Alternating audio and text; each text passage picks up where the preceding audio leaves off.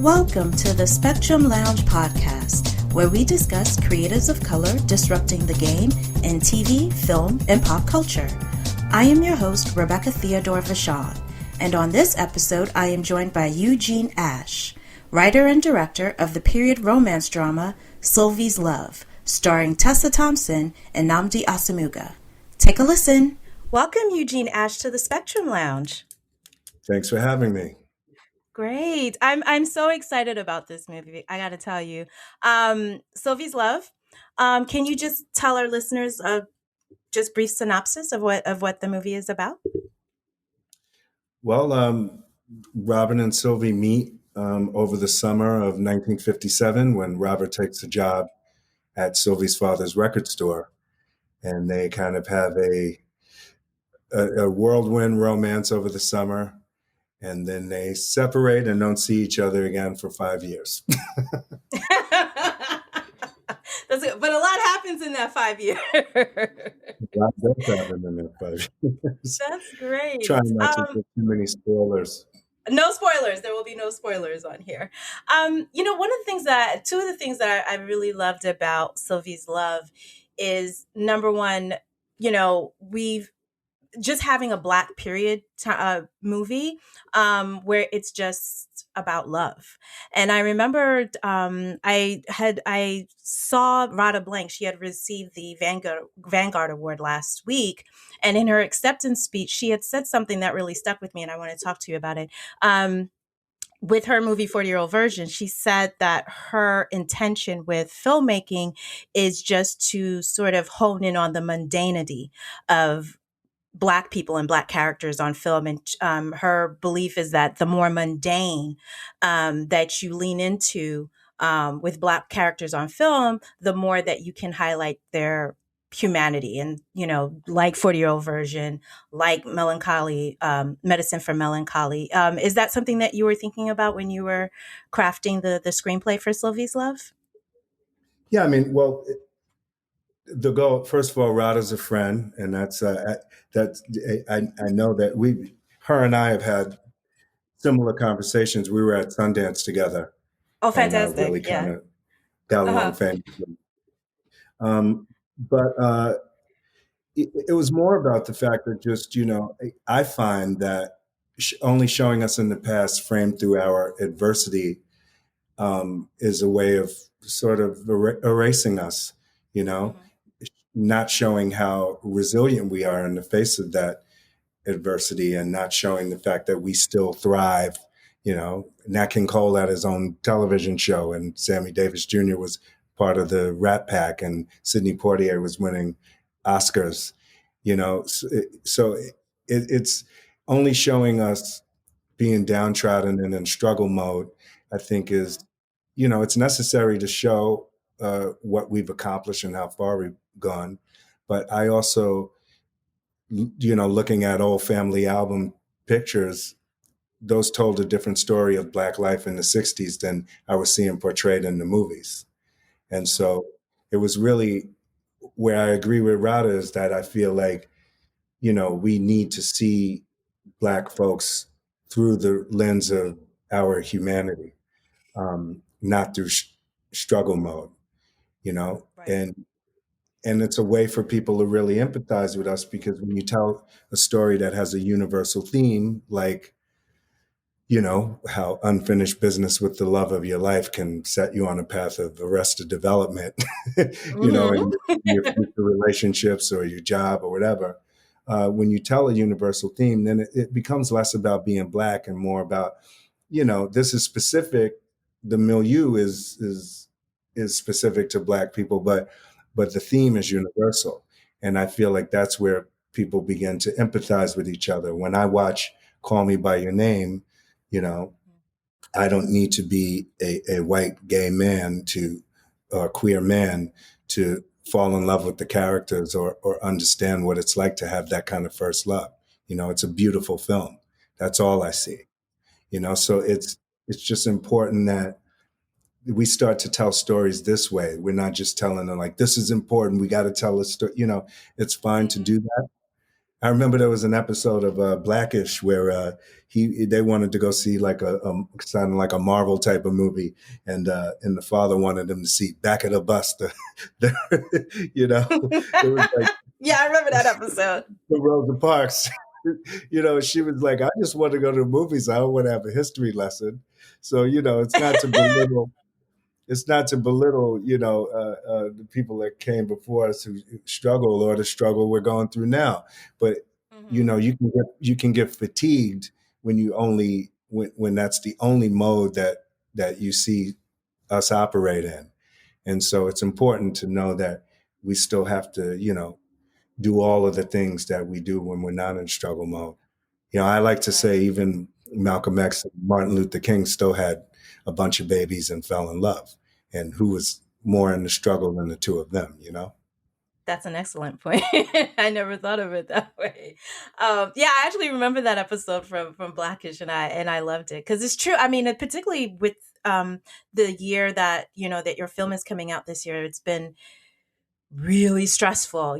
We've got the protests and then the election and everything. And I think from sometimes for non-Black moviegoers, they don't understand that sometimes we need that soft space. We kind of need that space to just like as Black people, we love movies too. And sometimes we want to be entertained. We want to be taken on adventures, and it doesn't necessarily have to be, and again, not denigrating these movies, but like slavery movies or civil rights movies or whatever. But like I feel like Sylvie's Love is also important because it's showing us just in our everyday lives, as you said. I know you were born and raised in Harlem, correct? I was until I was Okay. about 10 years old. And then we moved down to live on the Upper West Side in the 90s, which had its own other, kind of thing going on. But yeah, I grew up uptown. I grew up in Harlem across the street from Kumo D. Oh my uh, gosh.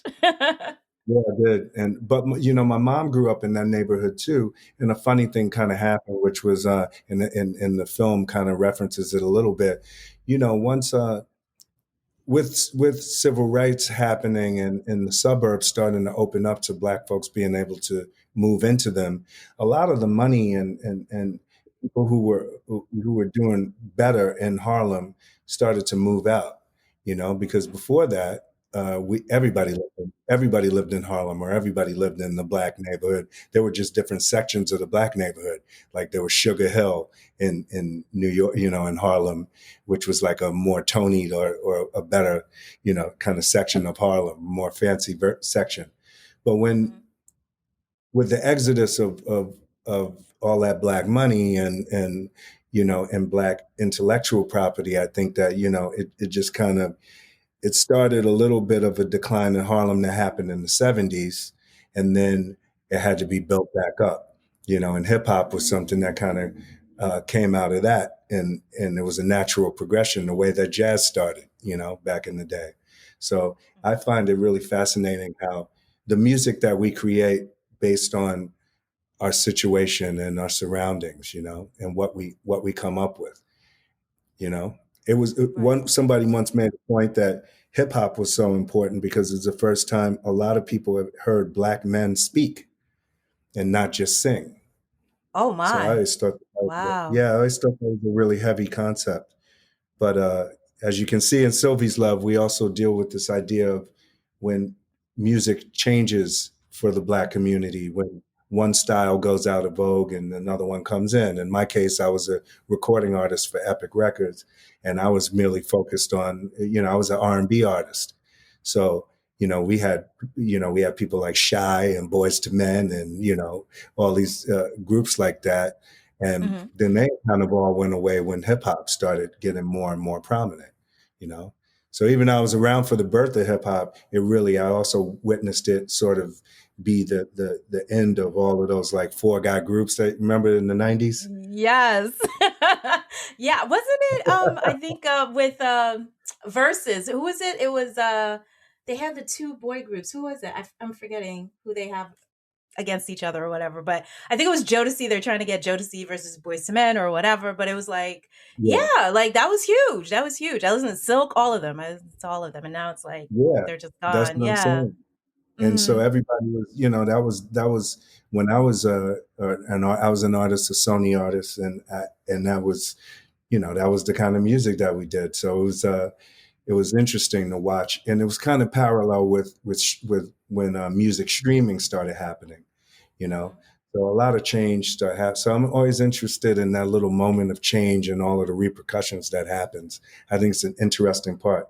The next film I'm working on is for Amazon is also about kind of the change from when it's Reconstruction. So us coming out of slavery and into freedom, and what happens and how we navigate that. So That is amazing. You know what's funny is like, because when we talk about black film, I'm like, we haven't had, like, I was talking to a friend of mine. I was like, we haven't had like a definitive film about Reconstruction or the Harlem Renaissance. Like, there's so many things that have gone on in Black American history that, like, we've just scratched the surface. You know what I mean? As far as that kind well, of that's so storytelling. crazy because So, I'm also writing a TV yeah. show about the Harlem Renaissance.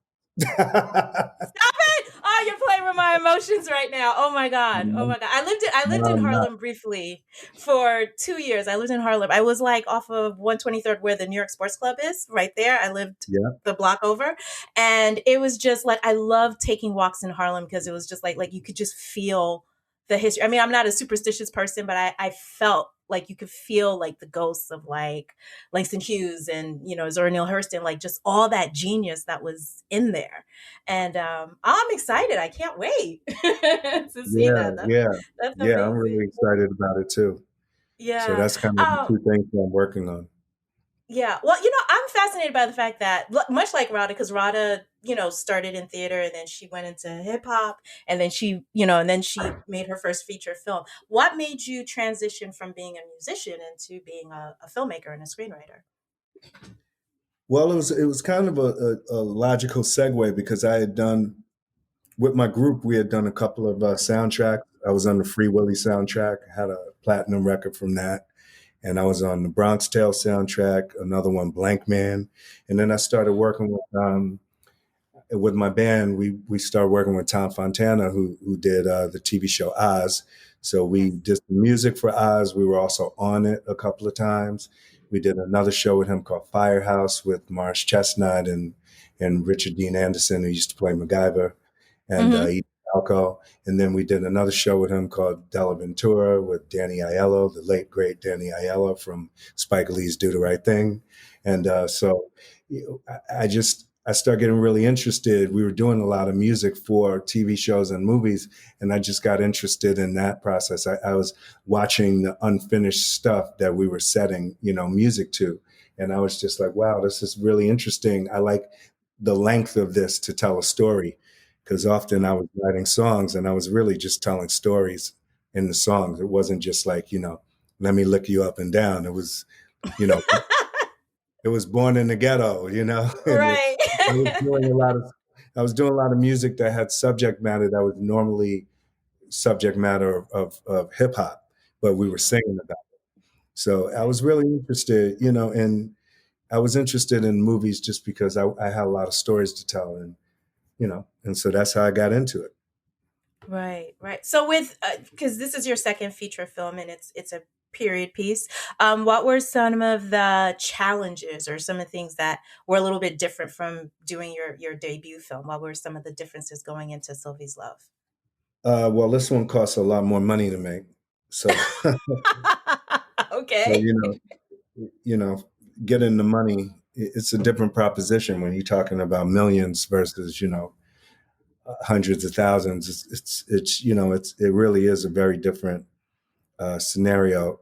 And it's also, you lose a lot of freedom because you have to ask people for something and you have to explain things, and then they have their opinions and come in. I was very, very fortunate to meet Nnamdi because of his background in production and his access to uh, a world that I didn't really have access to. He just kind of opened up his world and was like, "We're going to get this done," and he had that same kind of stick to itness that I had from the very beginning, and uh, and so yeah, we made it completely independently. I mean, it started with his company backing in, and then we were able to pull in other investors and make it happen. But it's a black owned production that, and he understood that we needed to shoot on film. That was often like one of the deal breakers with people when I'd be like, well, I got to shoot it on film. And they'd be like, it costs too much, which is not really even true.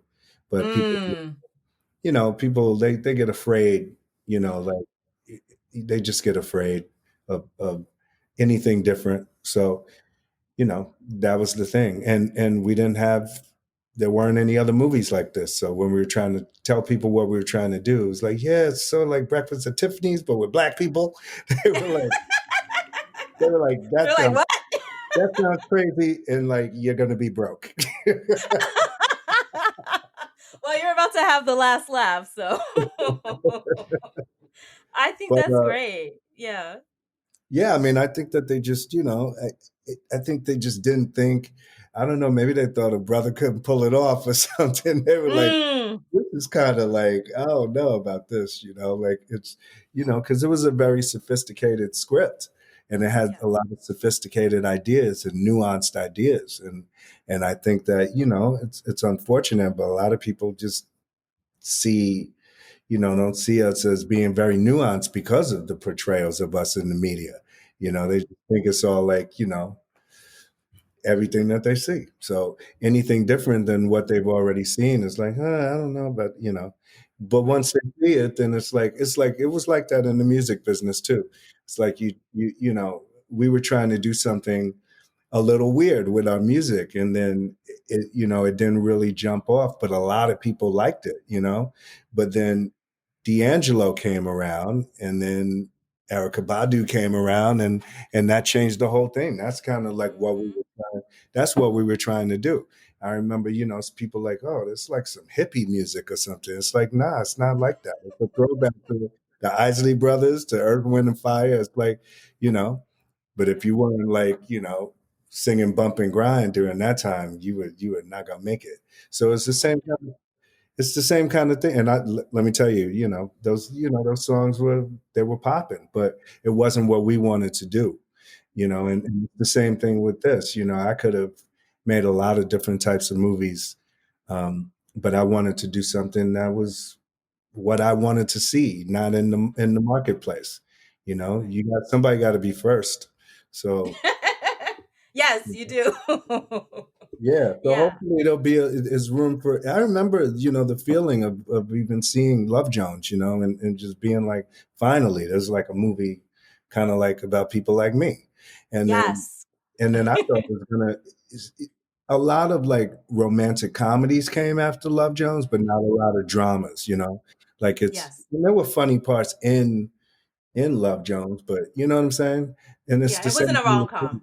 No, it wasn't a rom com. So that's the thing too, is that, you know, most of the movies that have made money that with black folks have been comedies or you know what I'm saying? So it was just kind of, I didn't have a comp to show an investor like, this is like Black Panther made $1 billion. Black Panther made $1 billion. This is like Black Panther. This is why you should, invest in it. I didn't Right. have. I was like showing. I was like, oh, it's like the Notebook. It's like, yeah, that had white people on. Ah, I love it. I love it. I love the Notebook. You know I the thing, love the but the Notebook thing, too. yeah, and the thing I love about Sylvie's Love too is that while it is very much a period piece, and I was so pleasantly surprised to see this was just Tessa's character with Sylvie is that even though I mean this movie does place in the 50s, she's very much a modern woman. As far as like her ambitions and the relationships that she has, like it didn't feel like some old dusty dated like, oh, you just stay in the kitchen, and make my dinner. Like she's very much, and just kind of seeing that representation of a black woman then, right? Because Yeah. what's interesting is I remember when Mad Men came on. And I used to have like these very weird conversations with white critics where I would be like, well, I wish there were more black people in Mad Men that are not, domestics. Mm. And then I would always get this pushback from white male critics specifically that would be like, oh, well, that wouldn't be realistic. You couldn't have an advertising executive in the 60s. And it was funny because I have a best friend of mine, Sybil Martin. She's a cinematographer. And she was like, my parents were ad executives in the 60s in New York. What are they talking about? So it's like, so it's There kind of was a like what whole you're group saying of that if they'd, yeah. mm, there was a whole group of brothers that they put together to do the advertising for Pepsi in the The 60s Pepsi challenge. I read that. I because read they that. wanted to, yeah, they wanted to reach a black audience, you know. So Hmm. that, yeah, it's just a lot. That, you know, everybody, they just be telling stories about it's a And they don't know. They don't know the history. Yeah. And by the way, I've well, been that's tweeting the, about this for years. I was like, I wish somebody would take the Pepsi challenge and just adapt it. Like that would be like a great like mini series or like movie. I think that would be great. Yeah. yeah, but you know what? See, the thing is that it's not just black folks who are victims of this. You know, Mhm. it's Mhm. everybody. It's everybody. It's a construct of, you know, it's a national thing. You know, it's young white folks aren't taught about this in school either. They know about Martin Luther King, you know, Mhm. but if they were taught about these other things, and if they were showed more images, then, you know, so it's they're not being shown. It's being kept from them too, you know. Right. Yes, and they need So to know that's that why too. they're like, oh, that doesn't exist because they haven't seen it. It's like, you know, the only thing people believe in that they haven't seen is God. So, and Jesus. So, you know, I love try that. to convince you know, a black person sailed to America and before Columbus, you know. Right. Oh my That gosh. didn't happen. Cleopatra wasn't. I know, it's funny. That's But amazing. anyway, you know, Mhm. at its core, the story is what Rada was saying, and just to double back on it is, Mhm. you know, it's just important that people see our humanity, that people see themselves in us, you know, and that's what the humanity does. Is that, you know, that's why, you know, you believe me, you won't have a hard time finding people who aren't black who like Jimi Hendrix, you know, because Jimi Hendrix is amazing. And when you recognize people, that's the one thing that the arts can do. They can teach you something, and they can show you a new way of empathizing with people. And it's happened. And like I said, happens with a film like Carol, or A Single Man, or Call Me by Your Name with the queer community. You know, Mhm. it helps people empathize, and you realize these are people who fall in love like anybody else. You know, and that's what people need to see with black folks. You know, these are people who fall in love like anybody else. It's not rocket science. But if you don't see depictions of it and positive depictions of it, then you're going to keep these prejudices and this bigotry, you know. And so we're living in a really dynamic and great time where all of the different people who have been marginalized are starting to be able to tell their stories. As you know, there's TV shows like Pose, and there's, you know, everybody has more like trans awareness and queer awareness and black awareness and awareness about women's rights. And you know, everybody needs to tell their story. It's more interesting that way. You know, I want to know everybody's story. You know, it's really interesting to me to hear other people's stories and also see yourself in them. You know what I'm saying? To see like, wow, that really like I know somebody like that. You know? So I think it's a fantastic time we live where we don't have to be focused on one type of people. And like you said, I love the Notebook too, you know? So Right. I don't want there to stop being you know, stories with Rachel McAdams in it either. I want everybody to be able to tell their story. Just, you know, we need to kind of make it a little more balanced. Right, right, more inclusive. Well, thank you so much for taking the time to speak with me, Eugene. I'm really excited. I can't wait for people to see. I think the release is December. Is that Christmas or is December 25th or It's December? December 23rd. Christmas came early this year. We're Nice. doing All right. So Sylvie's Love, Amazon streaming, December 23rd. Oh, I'm excited. That's that's great. right. Yeah. Awesome. All right. Well, thank you so much. And thank you for listening. All right. Thank you for having me, and happy holidays. Happy holidays.